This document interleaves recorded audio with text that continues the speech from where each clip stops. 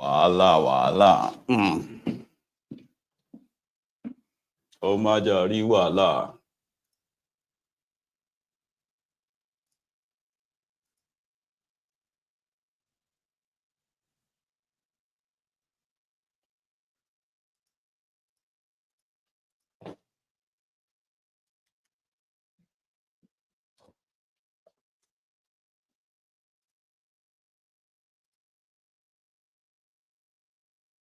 Places you can build and places you see.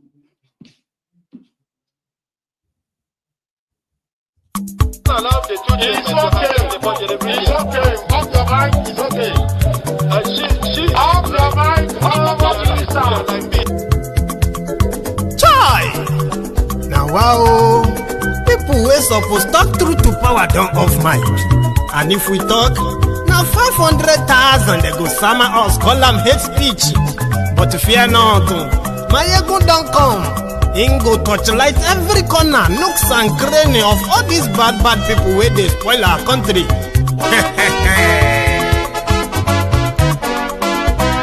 So my people make we laugh, oh, yo. My ego don't come, oh, yo. My people make we shout, oh, yo. My ego don't come, oh, yo. My ego don't come, man of the masses, oh, yo. My ego don't come, oh, yo. My ego diary politico, yo. My ego don't come, oh, yo. This one not the off in mind, oh, yo. My ego don't come, oh, yo. And in the touchlight every corner, oh, yo. My ego don't come, oh, yo. Okay, some people be they holla say they want the power. Chai, them be promise us say we go get light and power. Nah. Them hustle sote they can't get the power. But now they know they do anything with the power. Every day, dollar just they get the higher power over naira. Still them talk say make we off mind. But thank God say my ego don't come. So my people make you laugh, oh, yo. My ego don't come, oh, yo. My people make we shout, oh, yo. My ego don't come, oh, yo. My ego don't come, man of the masses, oh, yo. My ego don't come, oh, yo. My ego diary politico, oh, yo. My ego don't come, oh, yo. This one not the off in mind, oh, yo. My ego don't come, oh, yo. Person where they do evil, no one make person talk. Them say that my egun, that man too they talk. He too they talk. Say my egun diary, he they hot like pepper. But every day then they take money in bulk. Woman picking, they the street they hawk. Still them talk say make we no talk. But thank God say my egun don't come. So my people make you laugh, oh, yo. My egun don't come, oh, yo. Hello there. So good morning to you, good afternoon to you, and good evening to you from wherever you are joining us. It is Mayegun Live, and I really do apologize that this is coming so late, but it's better late than never, all right? So to those who are still going to join us, right, please, after reading the caption of the broadcast, read the description as well. Like it, share it, invite your friends, invite your not so friendly friends, and tell them all that, oh, Mayegun is live, because I am. And if you have done that already, thank you. So today, in Nigeria, they are celebrating democracy. And some have already described that as a demonstration of craze. And today happened to be the time when Koolu cancelled his supposed national broadcast. I don't even know if that has changed anything before. So he cancelled it, and they chose to address the joint session of the National Assembly, right, where he used most part of that address, right, to send jibes to his supposed opposition. Some of them are captured here for us this evening. Also, Peter Obi, too, was saying earlier, speaking to the press in an address he called State of the Nation Address, that is Nigeria. And he described the 2 years of Thiefnubu as 2 years of darkness, where Nigerians and their lives have been turned upside down. Things should be done differently, where he also offered his own advice on what Thiefnubu should be doing and what he shouldn't. So in all of that tonight, we are just going to go into it cha like that. Oh my God, I feel so bad, but I'll keep apologizing for starting late, and to those who are going to miss this, I'm like, oh, I didn't know you were going to go live again. And others who possibly are going to be asking, if you join us live, is this live?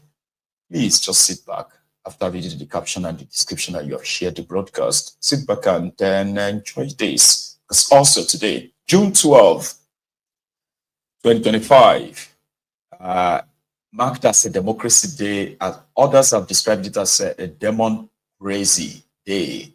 So, and they take it back.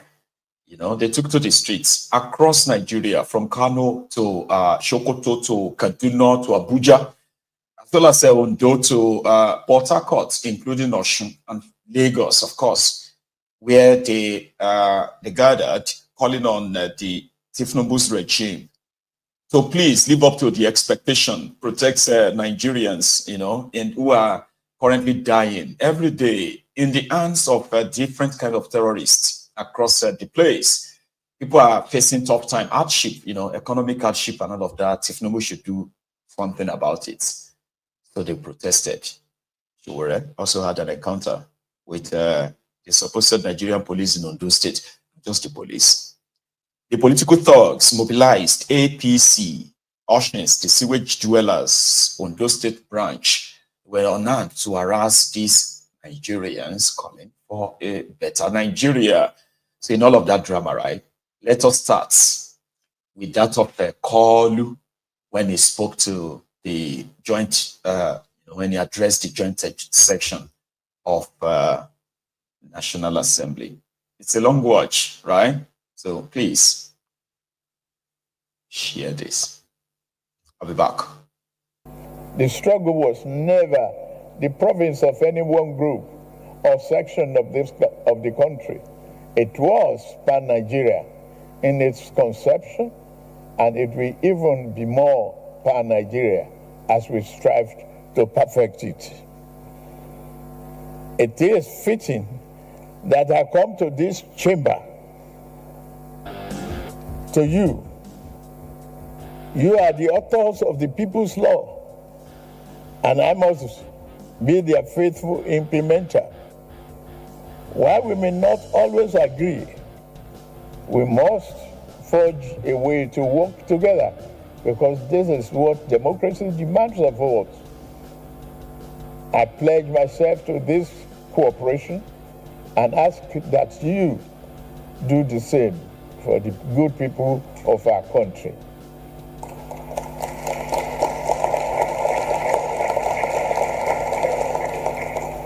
Mr.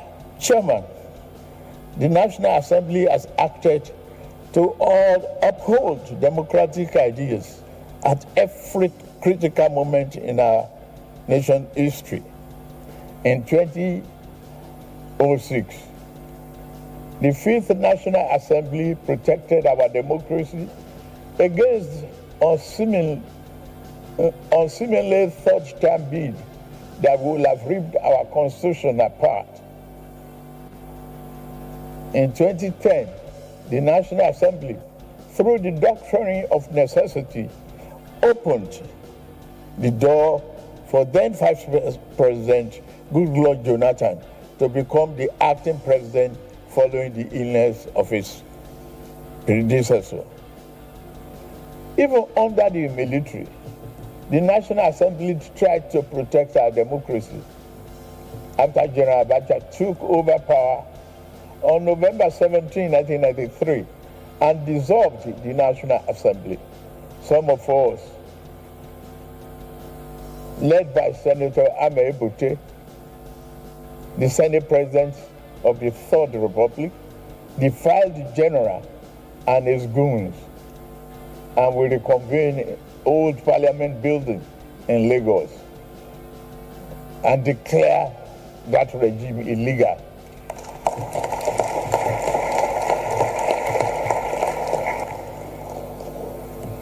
I've never attempted to alter any political party registration with INEC.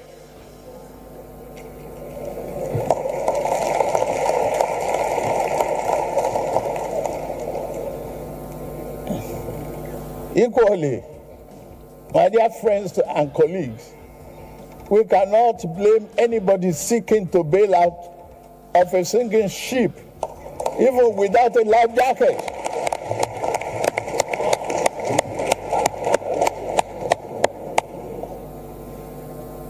Look at my political history. I will be the last person to advocate such a scheme. In year 2003, when the then governing party tried to sweep the nation clean of political opposition through plot and manipulation, I was the last progressive governor standing in my region.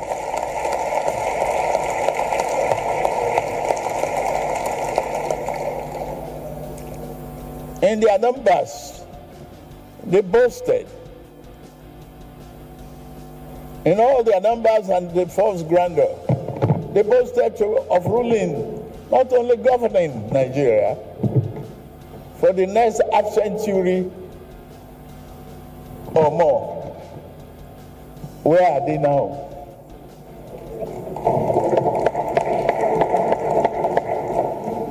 Yet I stood alone.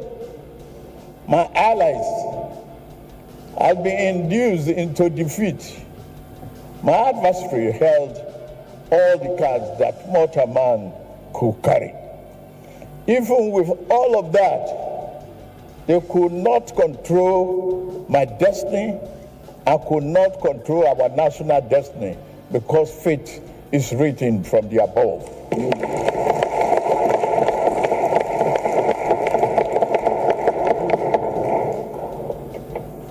A greater power did not want Nigeria to become one-party state back then. Nigeria will not become such a state now.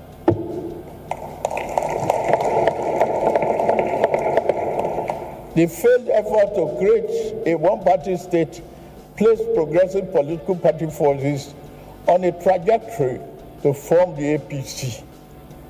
It put me on the trajectory which had brought me before you today. I dare not search a favor to any political adversary by repeating the same mistake of political overreach.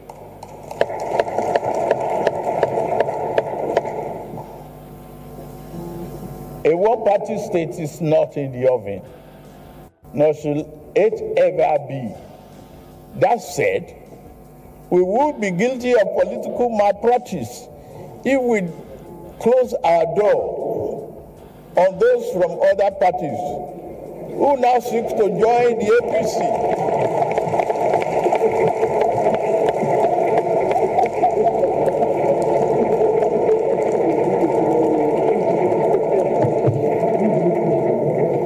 I sincerely welcome our party's newest members from Delta and Akwa Ibom states, led by Governor Sheriff Oboweri and Pastor Umo Eno and other national members of this respected National Assembly. You are all welcome to the progressive fold. Nobody should close the door. Political parties fearful of members leaving may be better served by examining their internal processes and affairs rather than fearfully conjuring up demons that do not exist. For me, I would not say try your best to put your house in order. I will not help you to do so either. It is indeed a pleasure to witness you in such a disarray.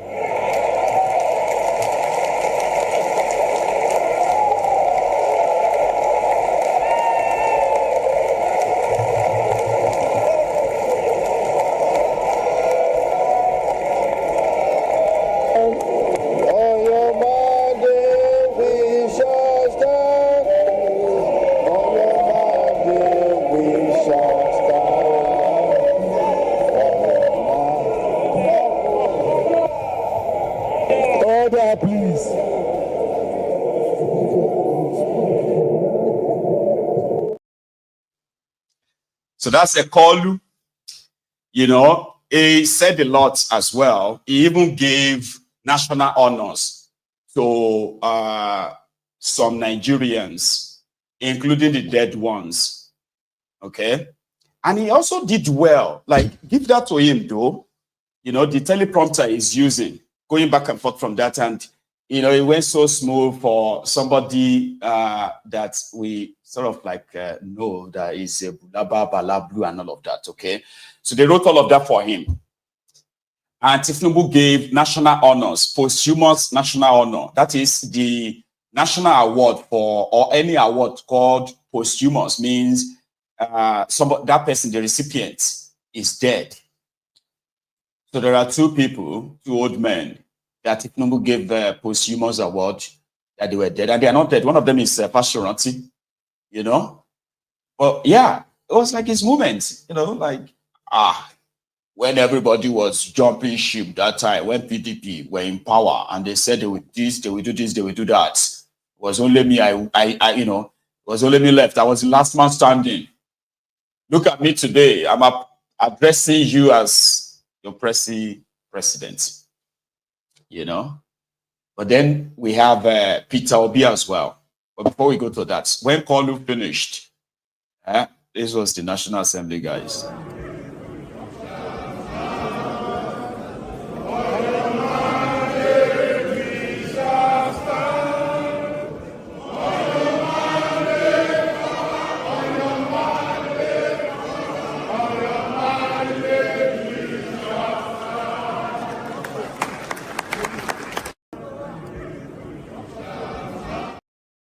So you get.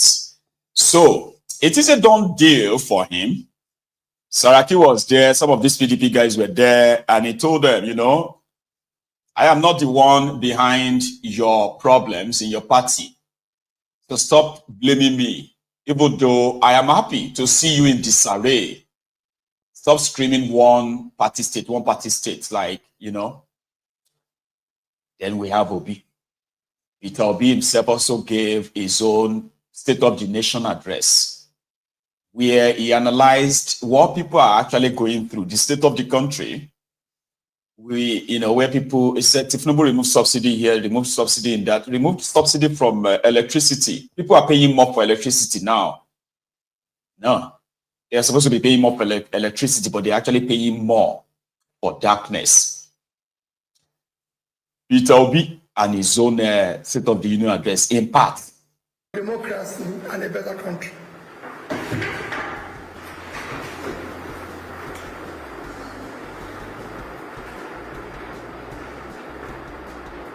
May his souls and all souls of faithful departed, through the mercy of God, rest in peace.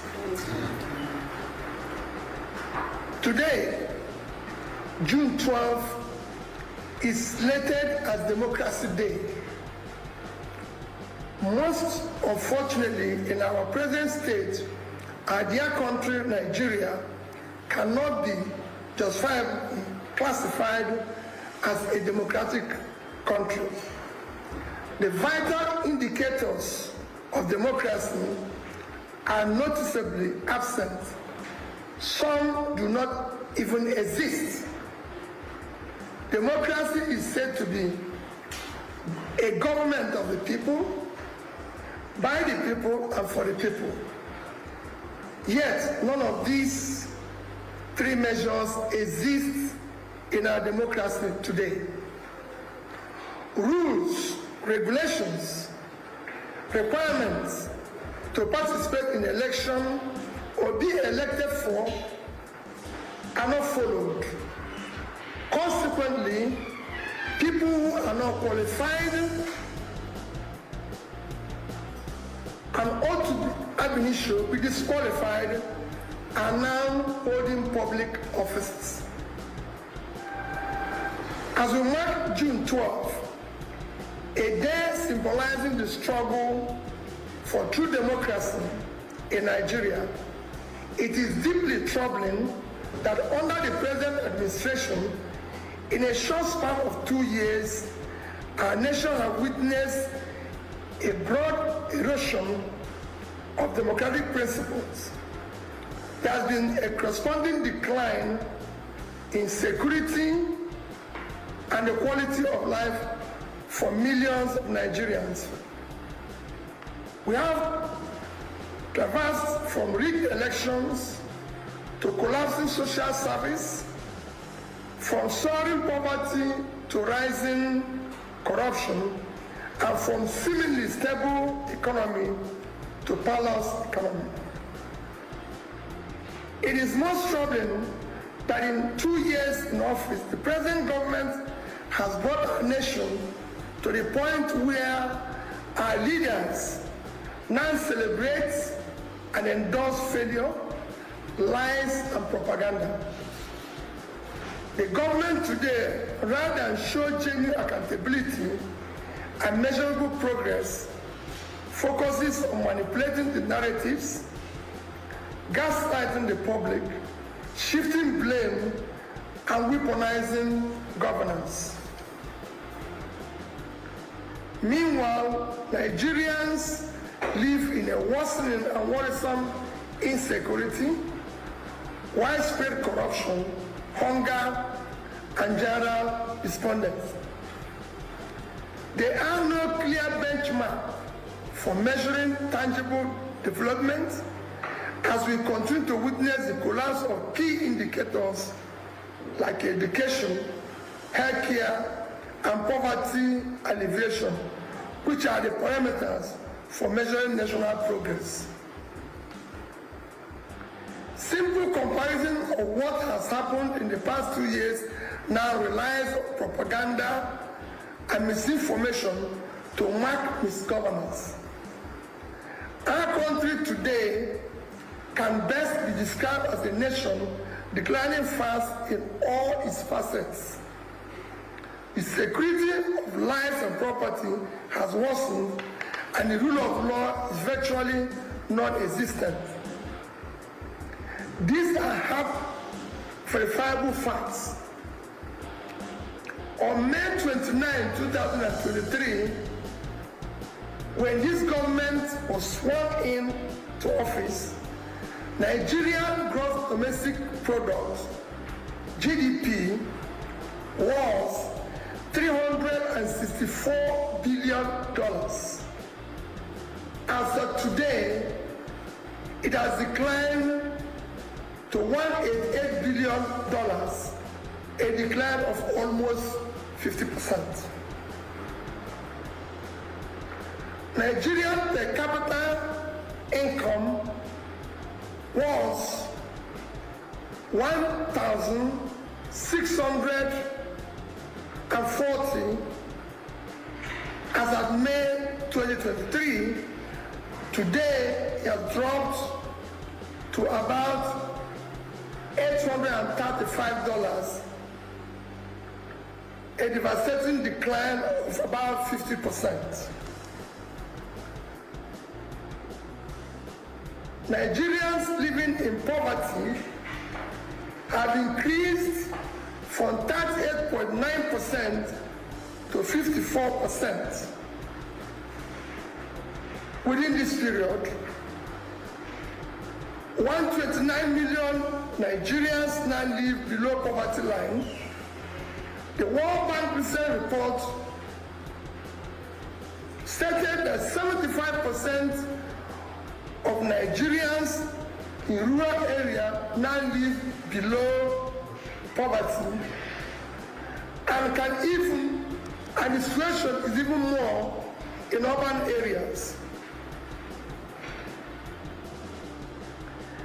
Our education sector has deteriorated significantly.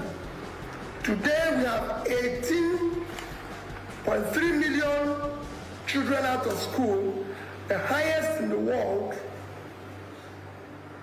The quality of education has deteriorated.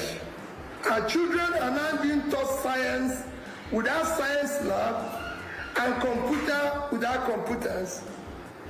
They are now taking exams in darkness with candles. There's not even glitches in the exams. Health services things have worsened drastically, the National Primary Health Care Development Agency declared that less than 20% of over 30,000 primary health care centers across the nation are functional. I've even recently visited some where there are delivery rooms without toilets. Democracy. That's the state of things. And to Koolu, they will say, "Shey na statistics we go chop." I think na statistic we go chop.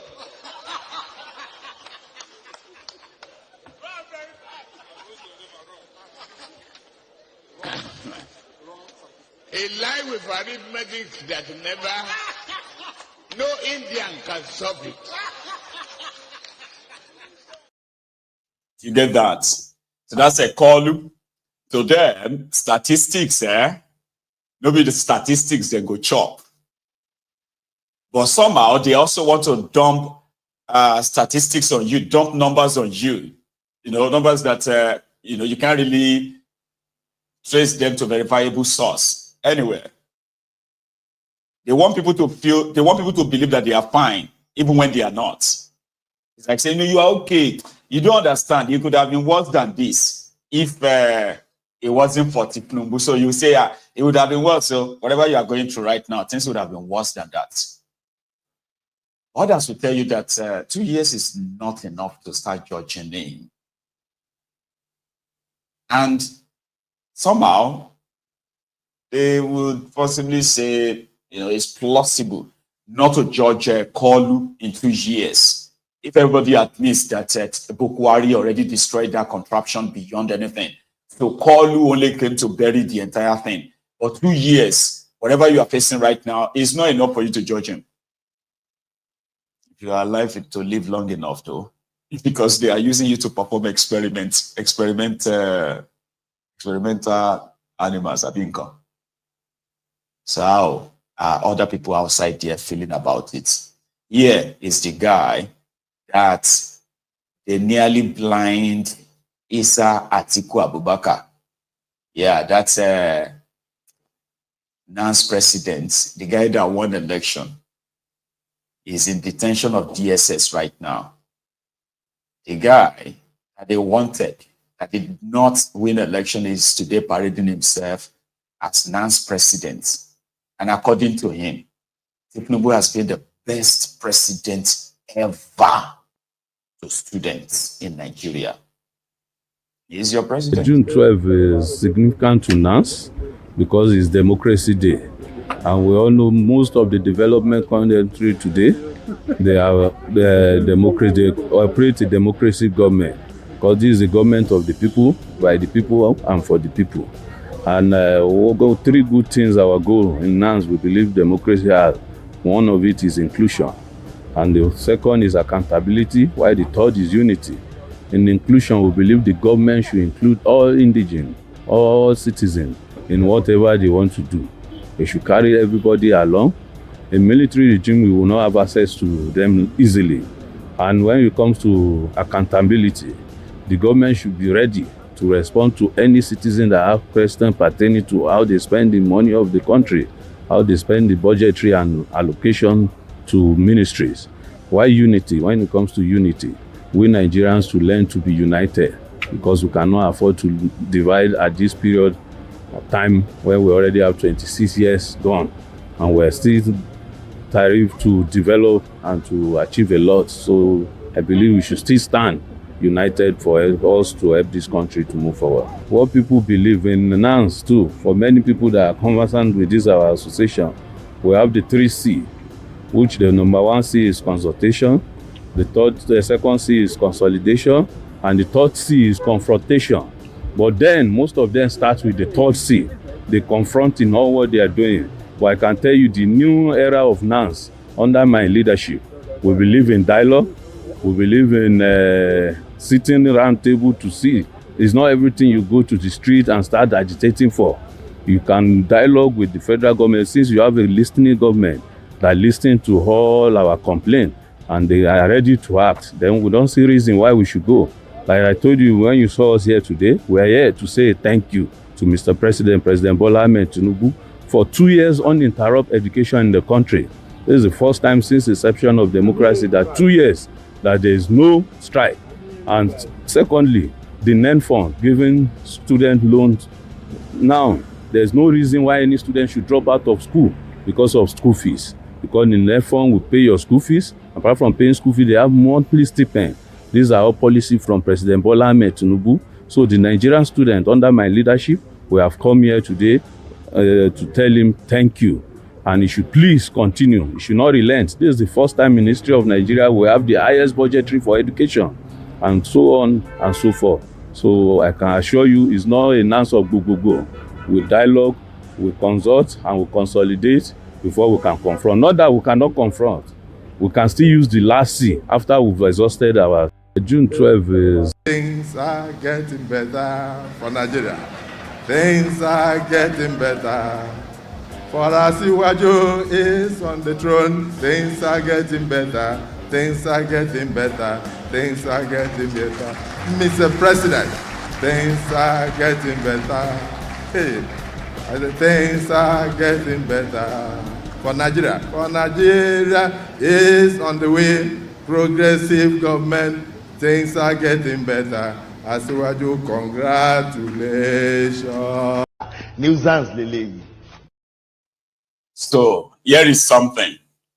If the president of the Nigerian student says, number one, nobody should be disturbing anybody or school fees any time. You know, sometimes when Thiefnubu and his gang make these pronouncements, and then, which is like opening a scheme, and they start running their scheme, and they continue to repeating the same lie again and again, and then it becomes the truth. Student loan.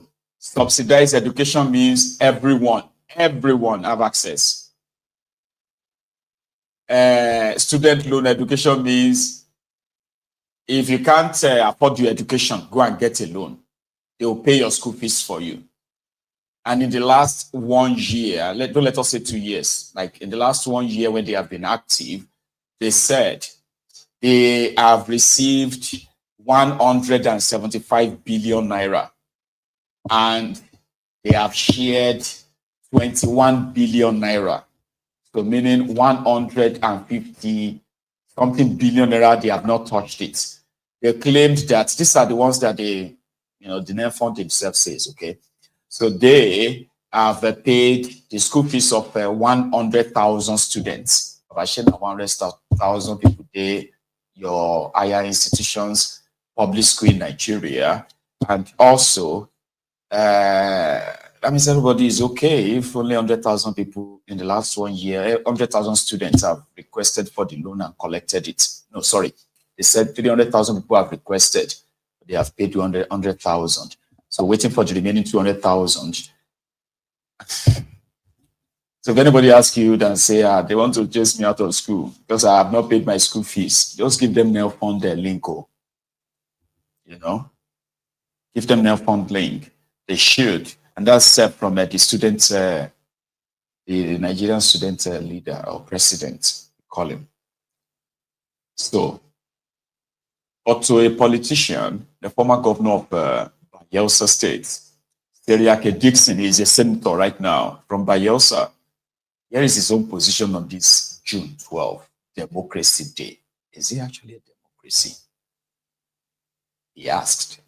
If you have a military administration in the midst of a democracy that we are celebrating today, of all days, why did the president and the Senate president choose today, being Democracy Day in Nigeria, to read those undemocratic and unconstitutional and illegal communications to the National Assembly?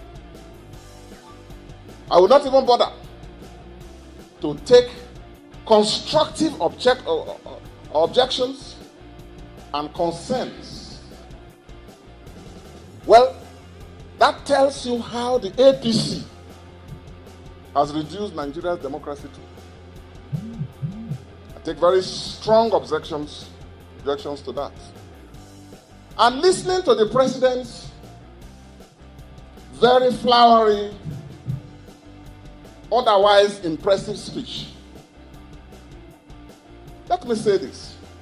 It's a good thing to utter, make beautiful declarations of principles and show democratic commitment. Words don't show democratic commitment. What matters is actions, actions and actions. But you cannot be celebrating democracy. You cannot be flaunting yourself as a Democrat on the one hand, and on the other hand, be trampling democracy under your big presidential foot in Rivers State. The president missed a golden opportunity to raise and deepen democracy in Nigeria by restoring on today's Democracy Day democratic and normal civil constitutional rule in Rivers State. Of all the things the president said, the president was silent about Rivers State. And today is about democracy. Today is not about repression. Today is not about suppression of the views of the people of Rivers State. Today is about respecting and upholding the democratic rights under the Constitution and the laws. These issues that some of us feel passionate about, it's not because of Fubara's nationality. It's not about Fubara's party, if he has any. And these days, you can't even be sure which party people belong to. So I'm disappointed. Firstly, that the president never said a word about the undemocratic developments in Rivers State, which he has enabled, which he has brought about, which he has sanctioned, and which he continues to sustain. And creating an impression as if all is well. No. As long as any part of Nigeria is under military rule, democracy is endangered in Nigeria as a whole. If you have... Aye, right. So that is his own protest. What about the spineless, seamless Fubara? The fool bara. Fool bara. Foolish bara. I'm working on that. You know what he said recently? He attended somebody's birthday yesterday, and guess what the supposed house nigger said? He said he has learned his lesson. It seemed that the independence that he had then won't choke him. That's why he acted the way he acted. I don't know how to reinterpret it too. Well, that's how I interpreted it. I don't know about you. Listen. I can't be what I'm not. I'm who I am. This is my ancestral place. We ran away one time. Wanted independent before, we weren't too mature and wanted it to be independent. We had to go through a lot of things. So maybe it's my any independent that is causing this problem. But I've learned my lesson. They say independent is sweet, but it's just a carry drinking that is a problem. So we thank God for everything. Now the year the Mumu is talking about the independence of Nigeria, and at the same time he said maybe his own early independence that made him to misbehave that time. He has learned his lesson now. Anyway, so that was Seriake Dixon, showing a bit of dishappiness, or sorry, it's a displeasure, so to say. So how Thiefnubu and his gang pretended that everything is fine, and everything is not fine. Well, that one was Speriake Dixon, and Seamless Spineless Fubara. Here is the view of one of, his name is Jamil, right? One of MK Wabiola's children, the same guy who said Bukuwari was actually implementing his father's policy. I don't know, some of you will remember that. MK Wabiola's son said Bukuwari was implementing his father's policy for Nigeria, that what Bukuwari was doing is what is what his father would have done. I don't know, maybe I'm mixing them up. Maybe he said that about Thiefnubu or about Bukuwari. Anyway, it doesn't matter. So here, his own position and gratefulness to Nigeria for the continued recognition of his father and others, a contribution to democracy or whatever. June 12. Instead of doing all of this, let me just, take whatever I can take from this country and let me go abroad. Tell me your personal experience. Your mother was killed in the struggle. You lost your father for several years in the struggle. He was absent because he was fighting for that mandate. What was it like? How disruptive was that for your life? It was very disruptive, and I just thank God, that God has said in the Quran that La yukallif la nafsan illa wus'aha, meaning that if somebody cannot bear something, God will not give it to the person. So God gave me that experience because God knows I can bear it. And when that happened, as God would have it, I've always been learning languages, but between the time my father was locked up and the time he died, I've learned almost 7 languages. So that was like my own sanctuary, my own getaway. And I now became perfect in those languages. So you see, whenever something happens, God will always give you a solution. But there are a lot of people that might have run mad, they might have committed suicide. So I've now been elevated above, not just even languages now. I'm looking at the world now as it's just a joke. As in, like, we're here temporarily and we will leave. So at this point, the world doesn't really mean How so old much were to you me. when your father died? When my father died, I was like 22. But when my mother died, I was like 19. But the world doesn't mean anything to me now because I look at it like God has told us that somebody that dies the way they died for a good cause is going to go to heaven. And God has also told us that where those people are going to end up is better than whatever this world has to offer. So at the end of the day, where my father and my mother are right now is better than anything in this world put together. As a matter of fact, the toilet where they're staying is even where kings will want to even stay in this world in comparison. So I've gone beyond looking at this world as anything, and that is the beauty of it. So whatever the struggles were impacted on your family, and the family was not the same. I remember that you and your siblings were literally taken out of the country, isn't it? We were not even in the country, and like the younger ones, the 2 of them were taken out of the country. So we were more or less on our own, at the end of the day. I mean, of course, my mother has a wonderful family. She has sisters and all that, but it's not the same. Once you lose your parents, you're on your own because everybody has their own family. You can't be a nuisance, you can't be a liability to anyone. So we had to grow up very, very fast. And once you lose your childhood, you lose it forever. So these are things that can never change. But we, at this point, we are not going to start crying over spilled milk and thinking about what has happened in the past. The good thing about it is that we've moved on. None of us have run mad. None of us are crazy. But it was the most terrible thing. I would not wish my enemy to even have that kind of experience because... Exactly.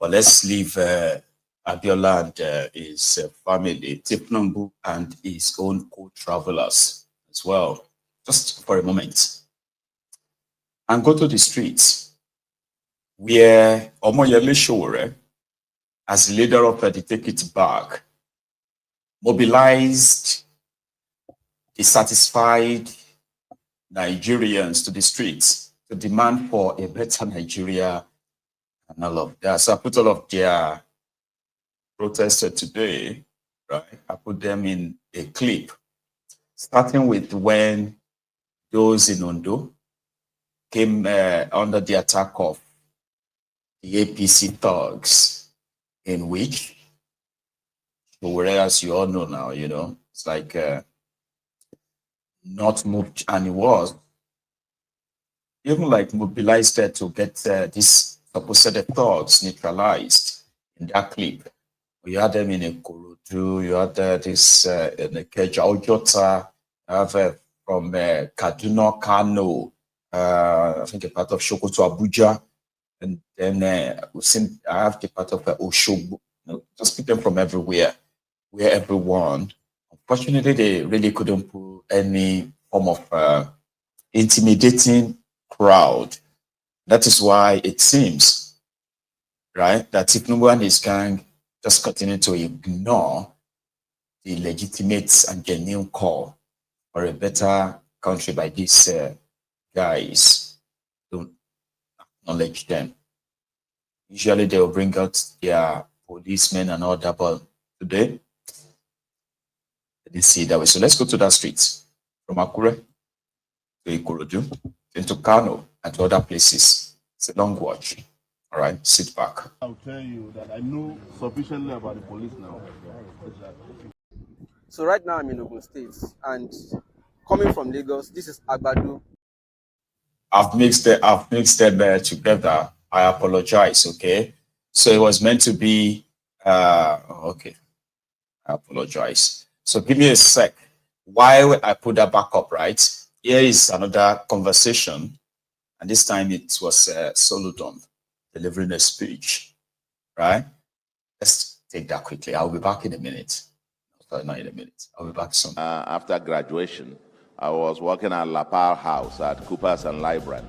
You know, going through the traffic, and then there was no Third Mainland Bridge.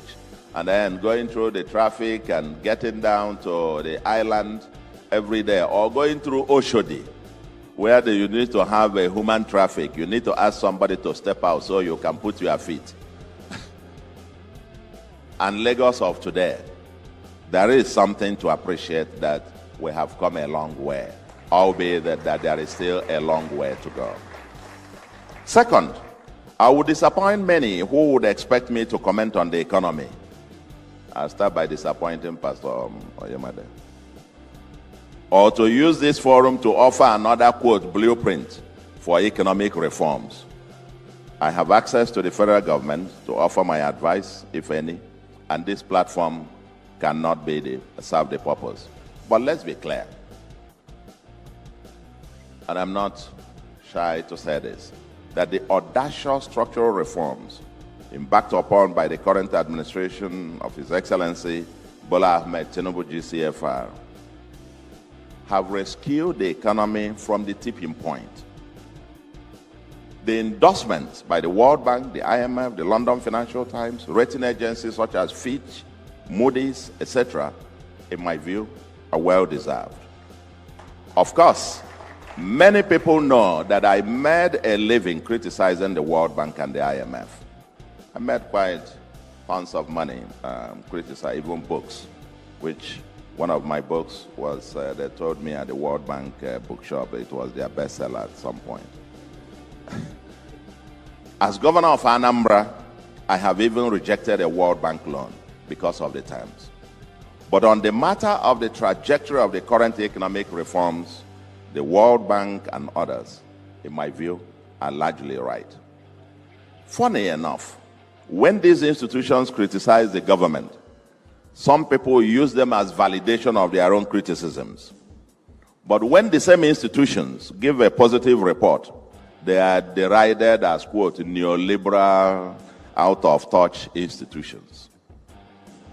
In 2023, I had described the state of the economy when this government assumed office as akin to a standing dead horse.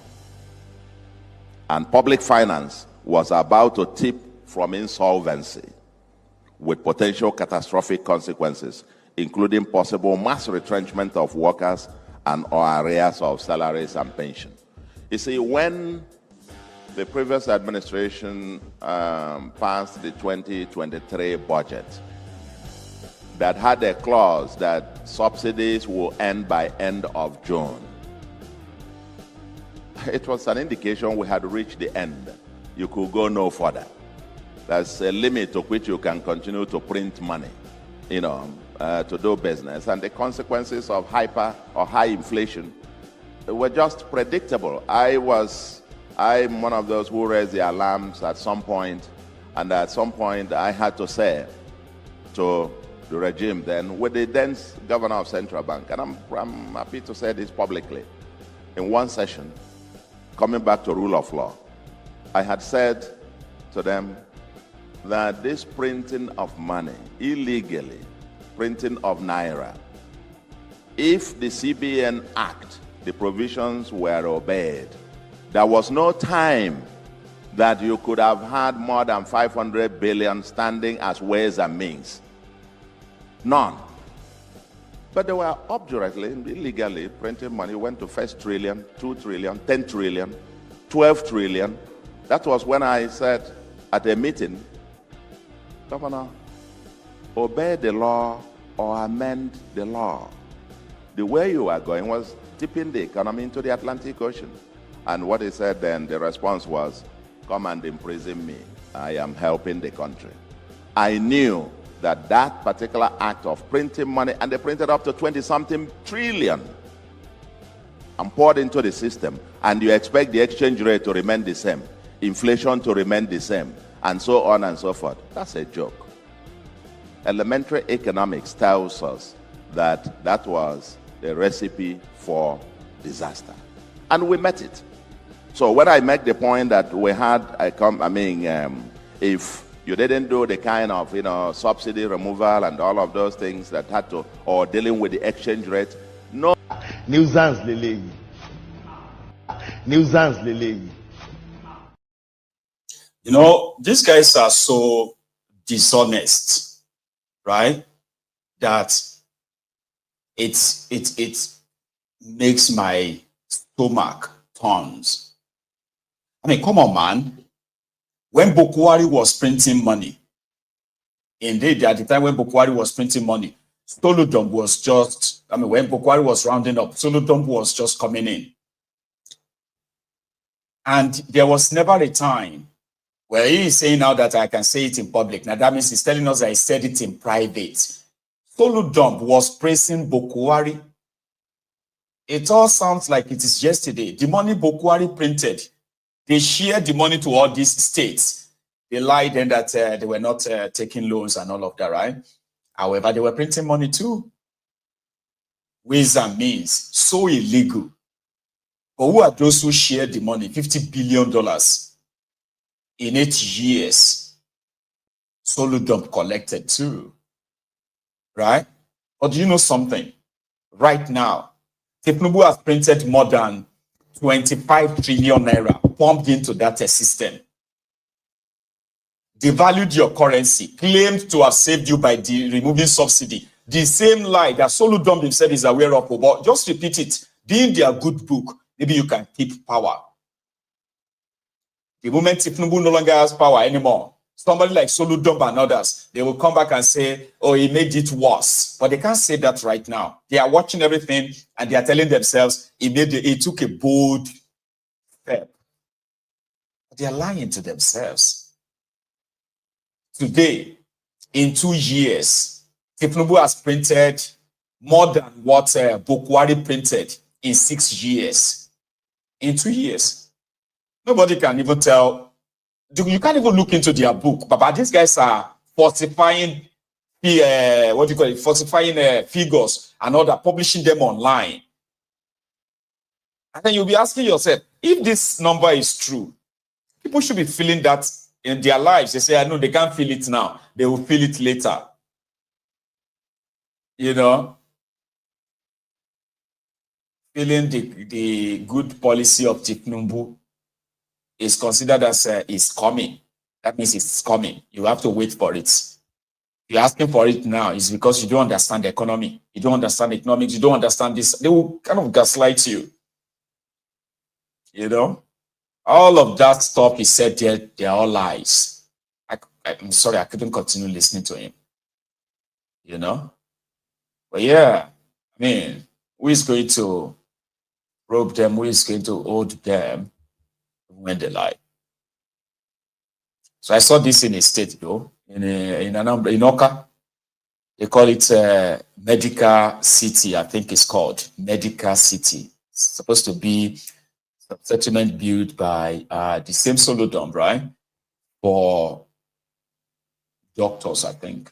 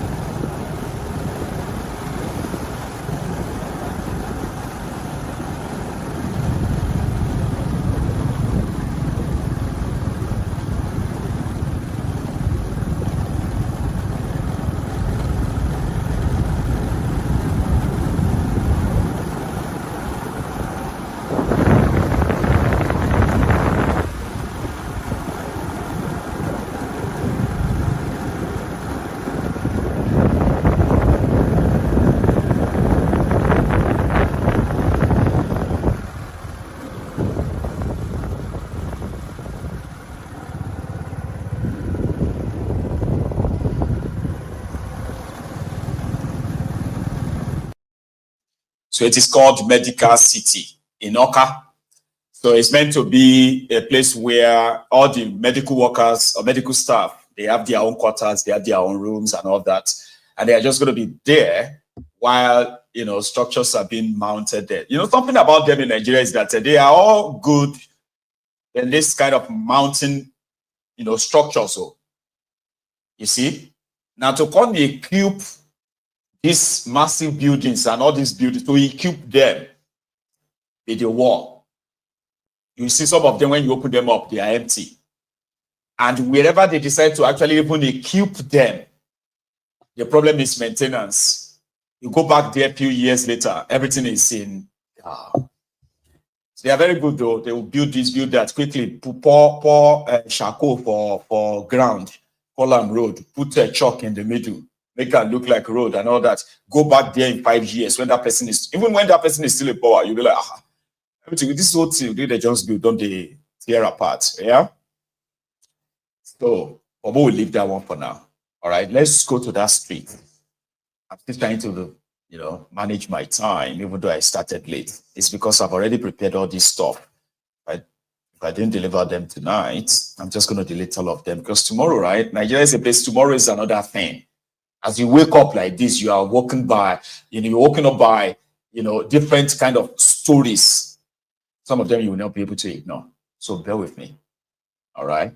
So let's go back to the Take It Backers on the streets demanding for a better Nigeria. From Koolu, doesn't give a shit. Wait. No. Malo. Okay. Malo. Move.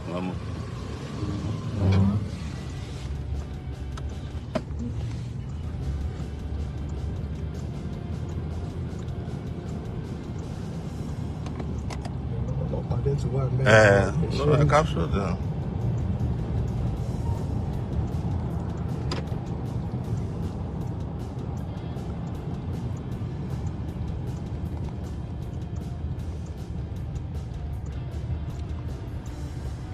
Torrent, sorry.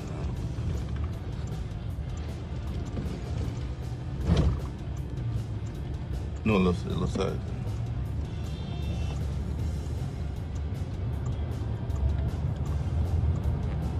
So we just witnessed thugs and policemen working together in Ondo State to attack pro-democracy activists at a peaceful protest. We saw them and we saw the police working with them while they were beating people up. It was very, very sad. I hope you were watching it.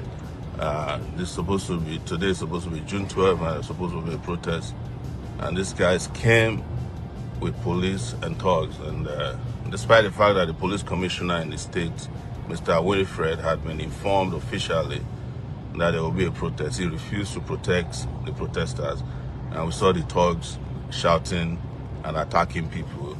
I saw them and they saw me, they were trying to attack me, but we left the scene so that we can report this to the world.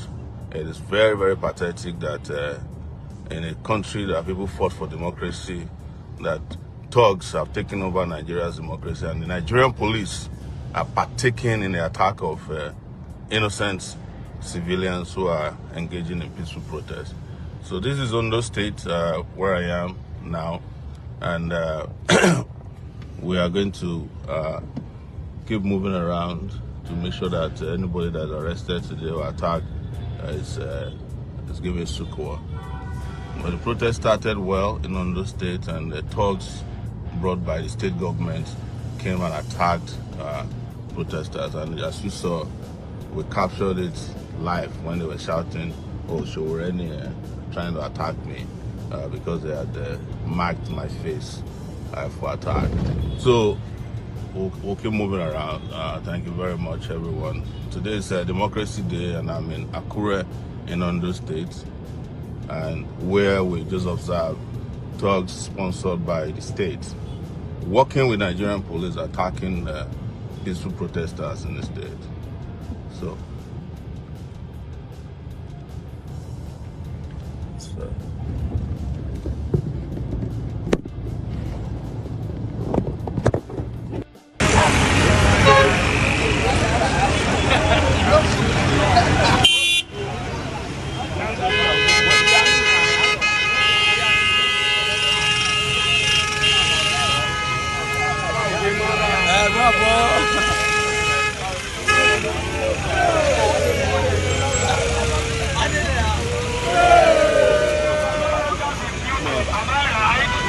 Nobody can mute you because you have the liberty to speak. So that we can send out to Mama because Especially when you are going through a particular situation. Nobody can silence your voice. So speak up. It's okay.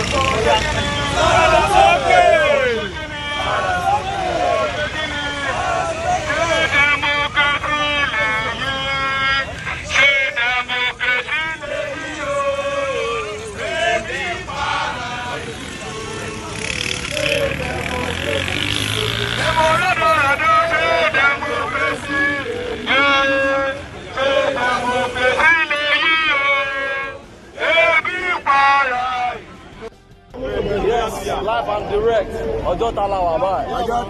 June 12. June 12, 2025. 2025. Every year is there. Every year. We did not give an excuse. We came outside. Yes, because we are not cowards. Wait till I come out. But they see our face. We know they are. No mask. We be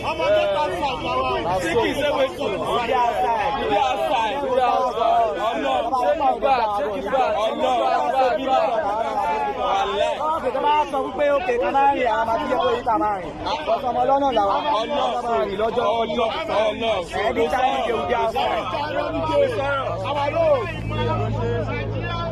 and Benue genocide, and hardship, and bad governance, and Benue genocide, and Plateau genocide, and Maiduguri genocide, and bad governance, and hardship. Another challenge here.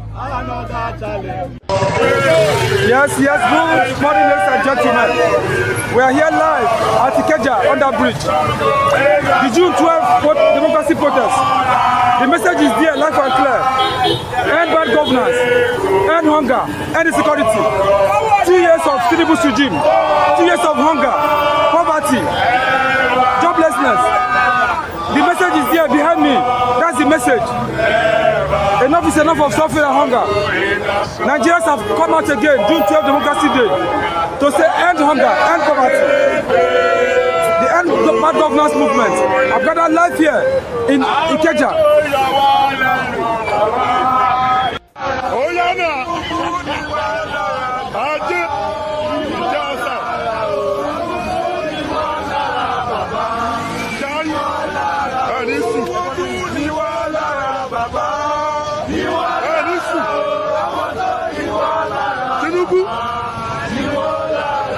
June 12th, Democracy Day.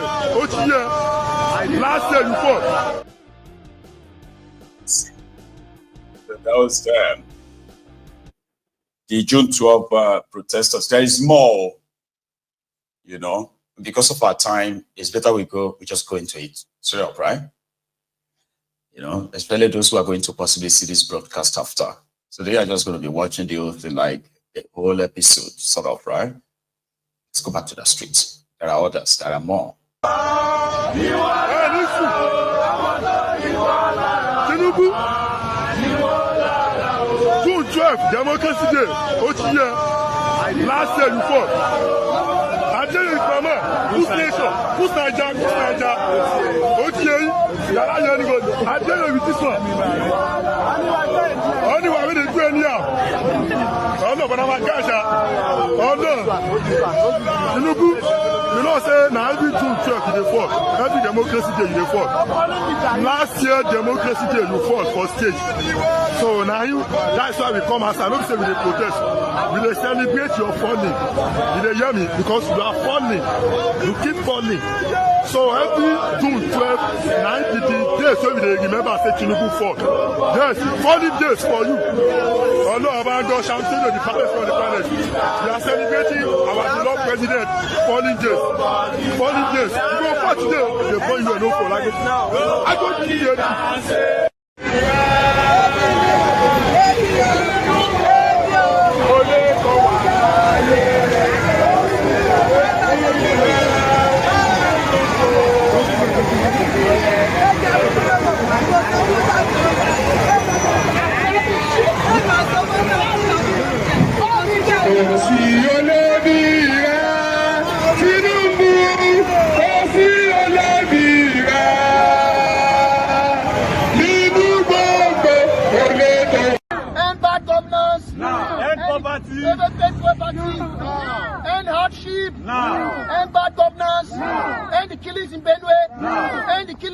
Plateau. End the killings in Zamfara. People are dying. People are dying. People are dying.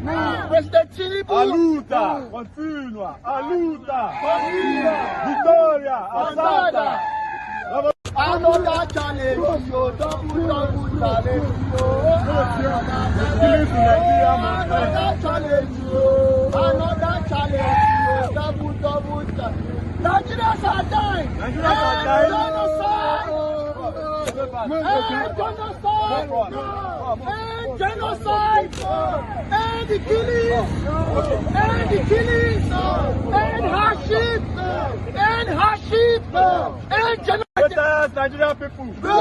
Greatest Nigerian people. The reason we are out today is because we have a government that has failed us, that has forgotten about the welfare of the people, that has forgotten about security of lives and property, that are busy chasing 2027 election. Why people are dying in Plateau State, people are dying in Benue State, people are dying of hunger all over Nigeria. People are quiet. They are even scared of telling the state actors that they are dying of hunger. They are scared of coming out to even protest the killings in Benue. Because the same government over time has been known for repression, arresting, jailing, and even killing peaceful protesters, charging minors to court for treason. But that will not stop us today, because blood is still flowing in Benue State as we speak. The governor seems helpless, the president seems unconcerned. Nigerians are still dying. We are making a statement to President Bola Tinubu. Your primary responsibility is to protect Nigerians first before you start to tell us about renewed hope. Governor Alia, do the same. Benue people are dying every day. Plateau people are dying every day. People are dying all over the country. Hunger is killing people. Injustice is killing people. People are scared to even come out and express their fundamental human rights on the streets, because the illegal IGP has been arresting and brutalizing protesters. It cannot continue like this. We can't continue like this. We can't continue like this. We can't continue like this. Another challenge.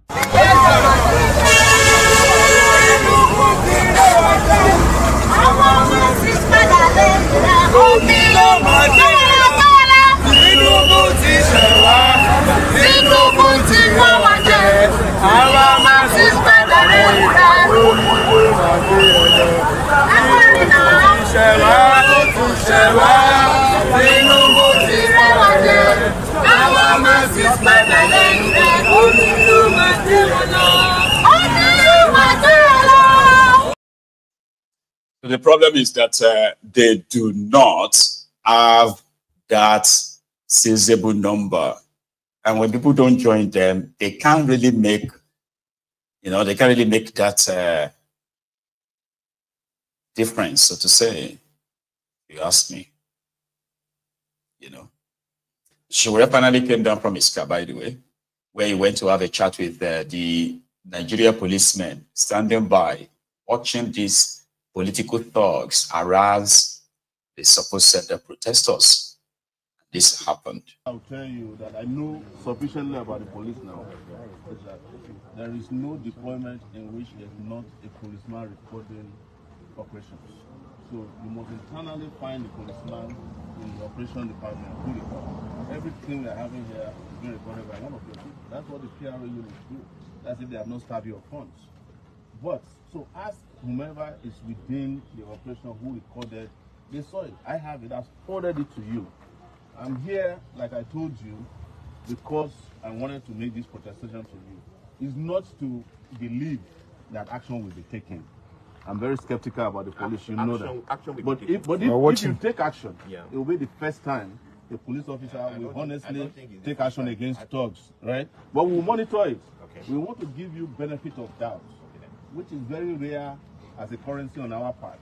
But you have said it, that you have the training, you will act on. And before we came here, I spoke to you on the phone, and you said you have commenced investigation. If nothing then happens, then you don't blame us if we come and shut down this your office until something is done. Because this is our office. It just happen to be the people who resume here. We are the ones who own this place. And I want to express again how disappointed I was, or I am, about what happened today. And it is because we did everything within administrative, legal, and respectable boundaries to ensure that you are adequately informed of your duty to protect the and your men failed us. Hopefully. Just like Nigerians have failed on a daily basis. This is not supposed to have happened at all in the first place. But if you ask your men to go back there now, the thugs are still there. We went back there, they're still there. They are still, yes. They still seek that we still gather. They even collected the telephone. Our power bank. They collected the telephone of the lady you said was recording. It was recording, yes. We have her on video. So I don't need us to express anything more. We have made our case very clear to you, and we expect action within the shortest possible time in terms of delivering justice to these criminals. And we hope the police will try, no matter how hard it is, to do the job that is constitutionally designed to do at all times. Thank you very much. Thank you.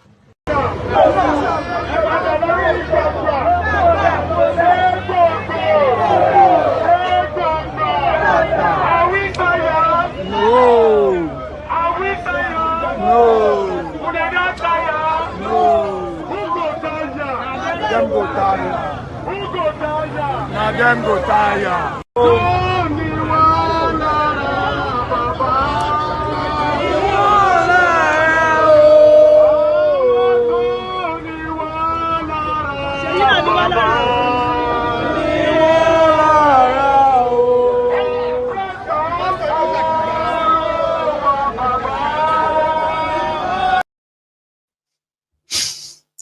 So there they were on the streets demanding for a better Nigeria. Unfortunately, that's not enough. You know, it's not enough, or should we say the people themselves who feels that they are under this heavy grip of Koolu and this gang. Because to Koolu, they have done well. Oh my God, they've done well. If you can't see it, it's because you don't like them. You get what I mean? Every one of them is displaying, like somebody said, right? Somebody said that it was in Ogun State, and dubious Dapo is supposed to Ogun State governor, okay? Dubious Dapo said his billboard telling everybody how Ogun State is great now under him. They said his billboards are more than what's that example that guy gave? He said his billboards are more than motorable roads in Ogun State. Yeah, kind of. But here is one of them. A very popular one though, that our guy again, Objective Media, Shegun, the same guy that exposed the fraud called the Coastal Road, 30-kilometer Coastal Road.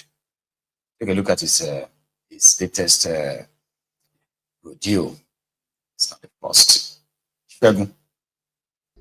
So right now I'm in Ogun State, and coming from Lagos, this is Agbado Ijoko Road. This road normally is supposed to link directly to Ijoko Road, and it's not supposed to take time, but because it is not done, it's abandoned, it's in a state of total neglect. Look at it now. This is road. This is what people are doing right now. They have to maneuver into streets. They have to pay boys to be able to pass those streets. There are so many places where Ogun and Lagos are neighbors. This is one of them. For instance, Ogun and Lagos share boundary from Abule Egba towards Tollgate Songo. Also shares at Shagamu. Also shares at Ishaga towards Toyin, Beja to Akute.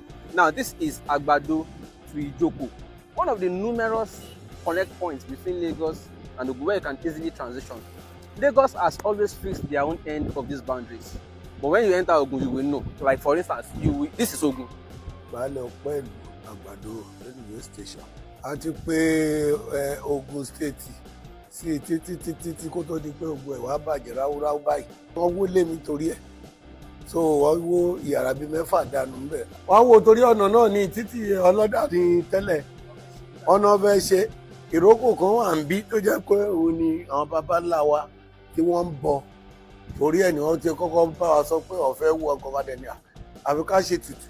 Wọ́n ní ká lọ́mọ tá a máa fi ṣe tutù. Nígbà yẹn wọ́n fún wa ní nǹkan jọ́sẹ̀ 200,000 pé ká fi lọ ra ẹran tá a máa fi ṣe tutù yẹn adìrà.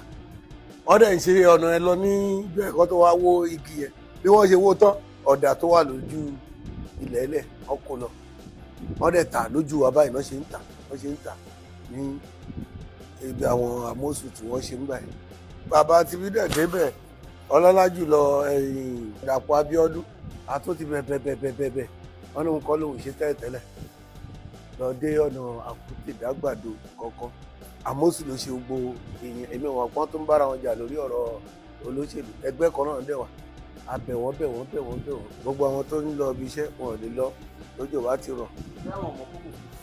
Ògùn state ló wà gbogbo ọmọ ìbí wọn wá gba tenement rate níbí tó ń gbowó lọ́wọ́ wa owó orí owó tenement rate wọ́n dẹ̀ gbà lọ́wọ́ wọn ní local government Ifọ̀ local government làwọn.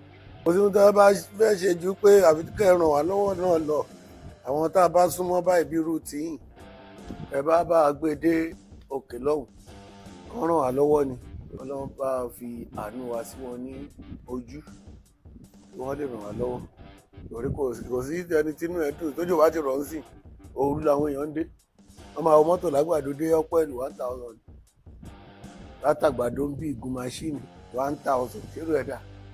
ìlú tá a wà yìí ìlú Ìtòkè ni a wà yìí láti Àgbàdo Ogun State láti Àgbàdo crossing títí dé abúlé ọ̀nà yẹn ò da ọ̀nà yẹn very bad it's very bad ọ̀nà yẹn bad tó tárì débi pé tí òjò bá ti rọ̀ kò sọ́nà kankan even ní àárọ̀ yìí mọ́tò mẹ́ta ló rì síbi ọ̀kan yẹn ló rì síbẹ̀ mọ́tò every time ni mọ́tò máa ń rì síbẹ̀ tójò bá ti lè bẹ̀rẹ̀ báyìí but tójò bá ti dá ní any issue wọ́n máa manage but even gan láti bí báyìí dé gas line sìn tẹ́ bá tún dé side gas line. tẹ́ bá ti kúrò mi báyìí sí ibo ló kàn tá a máa dé. gas line tẹ́ bá tún wá dé gas line yẹn ẹ tún sì ń lọ lẹ́mọdé bí gbogbo ẹ ṣe rí lélẹ̀ ẹ rí i pé gbogbo ẹ dá títì la wà yẹn jọ ẹ bá wa bẹ̀ àwọn ìjọba wọ́n ṣàánú wa kò sọ̀rọ̀ ajé kò sí anything oníṣẹ́ ọwọ́ ni gbogbo wa dẹ̀ wá òkè amọ̀ṣẹ́. wọ́n ní wọ́n ti fẹ́ bá yín ṣe tẹ́lẹ̀. ní ìgbà kan rí wọ́n sọ pé ó fẹ́ bá wa ṣe wọ́n ṣe láti Ṣàngó dé ọjà Ìjókòó dé abúlé wọ́n dé abúlé wọ́n stop àti ẹ̀wọ́ pé wọ́n máa dé gbogbo bíbà yìí ní fact wọn ò dé gbogbo bíbà yìí rárá. The funniest thing is that we were coming on bike. The bike got here and had to stop. We can't go beyond this point because of this Atlantic Ocean. So ẹ̀yin lẹ́yìn sí Atlantic Ocean báyìí. Bẹ́ẹ̀ni ní báyìí ẹni kọlọ ẹni gbogbo wa bó bá ṣe pọ̀ tó yìí. So the bike man says we will need a canoe to pass here except he wants to take us another route to go and connect to you. Ẹ kú rọ̀jú. Yes sir. Ọlọ́run kó ṣàánú wa ni àmì ò ẹ ṣe gbọ́. Gọ́fìnà Dàpọ̀ Abíọ́dún ní Sàyọ̀bí. Ọ̀nà yìí bẹ̀rẹ̀ láti Ṣàngó ló jáde sí Òjòdú Bágà. Ìrìn àjò Ṣàngó sí Òjòdú Bágà láti jáde sí express tó yẹ kó ju 30 minutes lọ. Àmọ́ látara pé ọ̀nà yìí ó ti bàjẹ́ wọn ò rí nǹkan kan ṣe sí láti bí ogún ọdún sẹ́yìn ní àwọn ọ̀pọ̀lọpọ̀ àwọn èèyàn tí ń jìyà ládùúgbò yìí. Kọ́dà ìlú míì ta lé ta ọ̀nà ní àdúgbò yìí látara pé owó mọ́tò tí kù ti pọ̀ jù. Ìrìn tí ó yẹ kó rìnrìn ju ìrìnàjò 20 minutes lọ láti bẹ̀yẹn sí Bágà ó wá ń di kó máa lo wákàtí 2 wákàtí 3. Ọ̀nà yẹn ló jáde sákùtì Alágbolé òun náà ló jáde sí Òkè Àró òun náà ló jáde sí Ìṣàgá àwa àti ìjọba ìpínlẹ̀ Èkó àjọ ṣíà báńdìrì nítòsí ara wa ni gbogbo ohun tó yẹ káwọn ìjọba ìpínlẹ̀ Èkó ṣe wọ́n ti ṣe ọ̀nà wọn débi tí báńdìrì Ògùn State dé láti Tóyìn wá sí Ṣàngó ojú ọ̀nà yìí ò da ìyà tí ọ̀pọ̀lọpọ̀ àwọn èèyàn wá ń jẹ kó tó rí pọ́n wọlé jáde wá nǹkan tán máa jẹ fún ẹbí wọn àtàrà wọn ó ti pọ̀ jù. For example bóyá wọn máa wọ mọ́tò 200 300 ló yẹ kó gbé wọn láti Ìjókòó sí Àgbàdo nísìn wọ́n ná 2000 wọ́n ná 3000 tójò bá rọ̀ ẹ wo ojú ọ̀nà wa ní ìpínlẹ̀ Ògùn ẹ wo ti wú koríko mọ́tò ò lè gbabẹ̀ mọ́ kò sẹ́nìkan tó láǹfààní àti gbabẹ̀ mọ́ gbogbo ọrọ̀ ajé àdúgbò gbogbo ẹ ti dẹnu kọlẹ̀ ẹjọ́ à ń pé ọmọọba Prince Dàpọ̀ Abíọ́dún kán wá gbọ́ nǹkan tí gbogbo àwọn aráàlú fẹ́ kán ṣe fún wọn gbogbo àdúgbò ti dahoro tán ẹwọ àdúgbò tó lajú gbogbo ọrọ̀ ajé ìbàdàn ẹwọ complex tó yẹ kó ti máa tajà kó ti máa ṣe gbogbo nǹkan gbogbo ẹ ti di rádaràda oníkàkú ti close up business oníkàkú ti collapse látara pé kò sí ọ̀nà ẹjọ́ à ń pe ìjọba kí wọ́n wá listen sí nǹkan tí àwọn aráàlú fẹ́ kán jọ kán ṣe ọ̀nà yìí fún wa ọ̀nà yìí máa help wa a lot a fẹ́ travel a fẹ́ lọ sí Ìbàdàn a fẹ́ lọ káàkiri ọ̀nà yìí ló link sí gbogbo ibẹ̀ yẹn ó wá jẹ́ pé láti gbà ní gbogbo ọ̀nà yẹn kan àpáǹdù ẹ̀wọ̀n ọ̀rí ṣe ọ̀pọ̀lọpọ̀ àwọn masses ń jìyà ní àdúgbò yìí so ọ̀rọ̀ mi kò jù bẹ́ẹ̀ lọ. Government normally anywhere like by expectation first impression you are coming into my state it's supposed to be well done but this is Ogun State I'm entering Ogun State. Governor Dàpọ̀ Abíọ́dún wake up. lè lọ àmà tán ni. ó kí ẹ kò fẹ́ wá fi hàn wá. Mo kàn lè hàn yín ni kò sọ́nà ń bọ̀. mo rò pé kò ń gbà.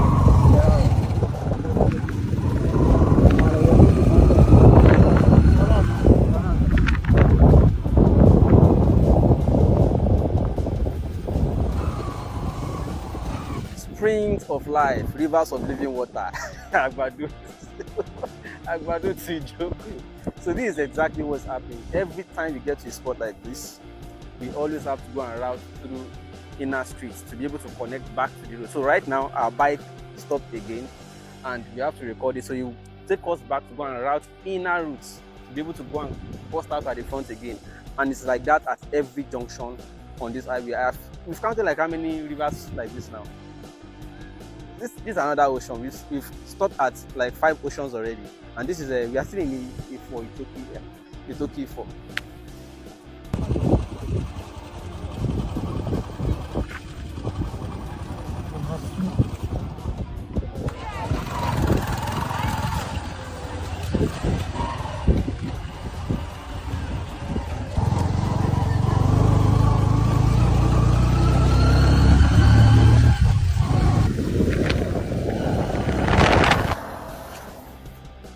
Towards second term campaign, they started fixing the road from Ogbayo up to this point. They joined it with the existing road before. But after the election, Kasongo, yeah. So, Government Akpabio, if you can finish your second term, you can finish this road too, all the way to Agbado. This is 2025. You are presently the governor of Ogun State. I know we did not need to remind you.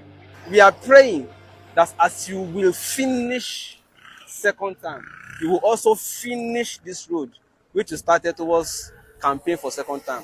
You will finish it as you will finish second term. Right. You see that road, that kind of like Efino, Kota, whatever you on it road in Ogun State, me I can attest to. That is like 95% state of the entire Ogun State roads. Most of the roads were built like 60 years ago, 70 years ago, right? We see these criminal politicians, whenever they want to have election, they will come around, promise them heaven and earth and all that. But after election, then it becomes impossible until another election again. But what about the people themselves? The people themselves in that place, it will shock you that now APC, they win it's all those horrible places that you will see. It will shock you that most of their support, most of the ruling party supporters, they are mostly in those areas. And they go to their supporters every now and then, their voters every now and then to say, no, this one don't talk saying go do it. He will do it, he has promised. And then they will fail them again, and again. Where they manage to construct the road, they construct them with substandard materials, intentionally. And that is why the moment that one is done, the next one coming, he won't want to touch it so that he can make his own money afresh. And the same cycle goes on again and again.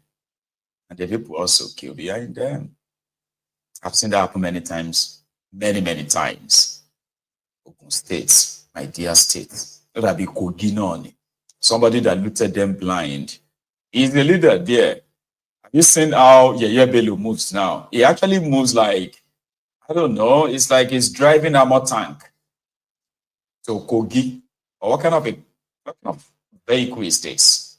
And then look at the people he stole 110 billion from. So happy to see him, or so it appeared, because yeah, he may want to drop something.